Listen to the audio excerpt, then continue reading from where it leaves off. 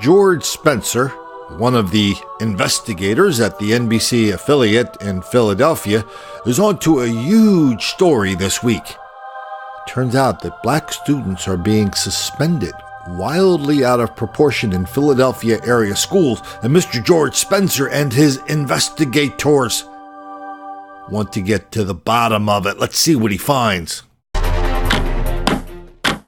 New tonight, policing our schools. The NBC 10 investigators expose uneven rates of discipline. You're saying it was how often? Every week or every 2 weeks. Certain races far more likely to be suspended. There is really a desperate need to do things differently. We dug into the topic of school discipline after the federal government released troves of records. Investigative reporter George Spencer found they show some local districts suspending nearly 1 out of every 4 students. For Ariana Alston Lloyd, now a high school junior, studying has become a priority.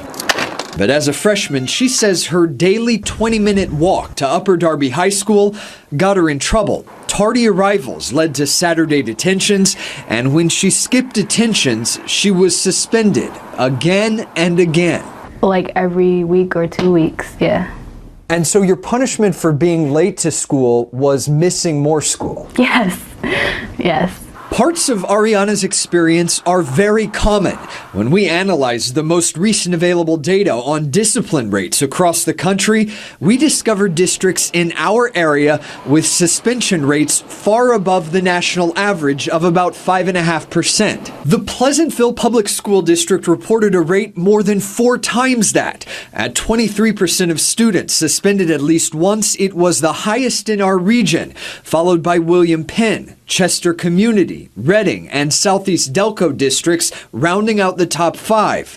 Upper Darby is number 8 at 14%. Removing a kid from school has become the easiest and the all-purpose form of intervention. Harold Jordan of the ACLU of Pennsylvania authored the group's review of discipline and policing in schools. He says so-called zero-tolerance policies have grown excessive and now push students out of the classroom even for relatively minor infractions. He believes the disengagement impacts students long after their suspensions end. Those kids are much more likely to just have a negative relationship with educators and with the school system in the future. As we dug deeper, we realized the issue is not just how many students are suspended, it's which students are suspended. In some local districts, the racial disparities are hard to miss. In Pleasantville schools, 38% of students are black, but among students suspended more than once, that number jumps to 65%. Coatesville schools are 31% black, but blacks represented 63% of multiple suspension students. And in Alston Lloyd's Upper Darby School District, blacks make up 46% of the student body, but they accounted for more than 80% of students suspended more than once. It's concerning that a large number of our African American students are disciplined. And why is that happening, though? Listen, I think percentage-wise, again, we have a lot of students that transfer into our district that didn't have the same foundational opportunities that Upper Darby provides their kids. Upper Darby Assistant Superintendent Daniel McGarry tells us that highly transient student population and a support staff limited by tight budgets lead to the higher suspension rate. The district says it's been addressing the concern for several years now, adjusting its code of conduct to be less punitive, offering new intervention plans to repeat offenders, and training teachers on supportive relationships. But in the meantime, McGarry insists the application of discipline is colorblind. Do you think the suspension policies are being applied evenly across the races? Yes. Yes. Absolutely. Alston Lloyd, for one, says she has gotten back on track since her suspension spree. I think I actually matured a lot more. Buddhists like to give their followers riddles, that as you contemplate the riddle, which perhaps will never be solved, you will find enlightenment and wisdom. Well, here we do visual riddles. So as you contemplate the riddle of why black people are suspended far, far more than their proportion in these schools, I will let you contemplate this visual conundrum with a few pieces of video that just arrived in my email in the last 1 hour.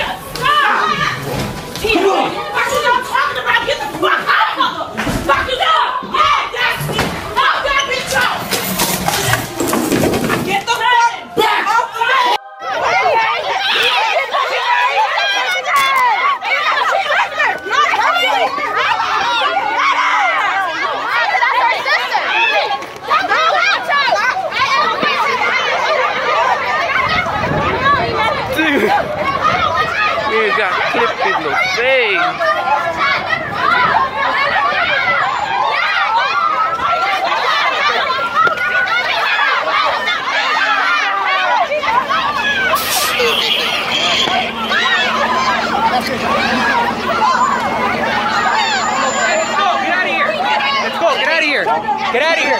Hey, back up! Get out of here! I was taking her before. Hey, is she going to or no? No, I'm not going to.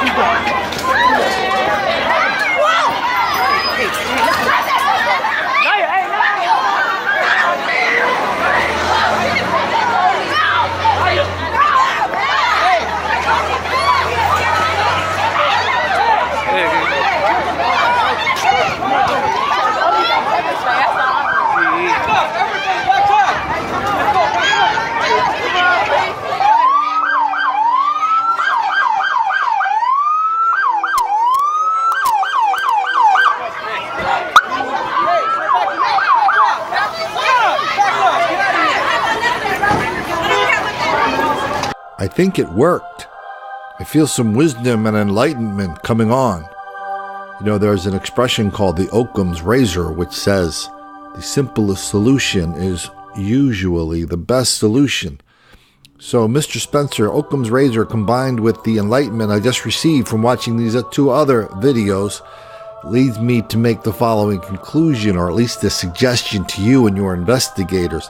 If you want to know why black students are being suspended far out of proportion in Philadelphia area schools, perhaps, I'm just saying maybe now, Mr. Spencer, perhaps it's because their behavior, their criminal behavior, is wildly out of proportion.